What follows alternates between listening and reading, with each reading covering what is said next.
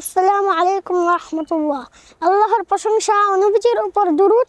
ইসলাম কেবল ব্যক্তিগত ইবাদত নয়, বরং পারস্পরিক ঐক্য ও ভ্রাতৃত্বের ধর্ম। আজ আমরা সংক্ষেপে মুসলিম ভ্রাতৃত্বের গুরুত্ব জানব।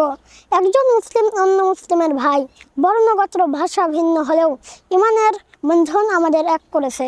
আমাদের উচিত একে অপরের বিপদের পাশে দাঁড়ানো এবং ঐক্যবদ্ধ থাকার নির্দেশ আল্লাহ তাআলা বলেন, ওয়া'তাসিমু বিহাবলিল্লাহি জামিআন ওয়া লা তাফাররাকু।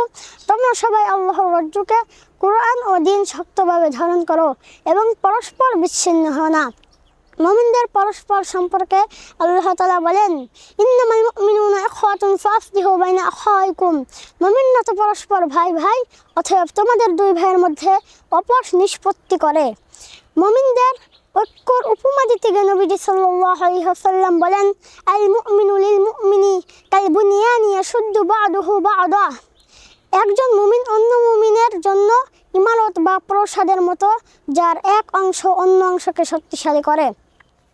প্রকৃত ঈমানদারের পরিচয় দিতে গিয়ে নবীজি সাল্লাল্লাহু আলাইহি ওয়াসাল্লাম বলেন, লা ইউমিনু আহাদুকুম হাত্তা ইউহিব্বু লিআখিহি মা ইউহিব্বু লিনাফসিহি।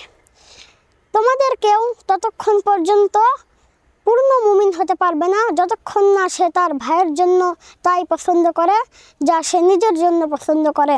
সম্মানিত উপস্থিতি, বিভেদ নয় বরং ভ্রাতৃত্বই ইসলামের শক্তি।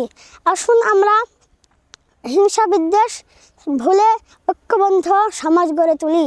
আল্লাহ আমাদের মুসলিম উম্মাহকে অনেক হওয়ার তৌফিক দান করুন। আমিন। আসসালামু আলাইকুম ওয়া রাহমাতুল্লাহি ওয়া বারাকাতুহু।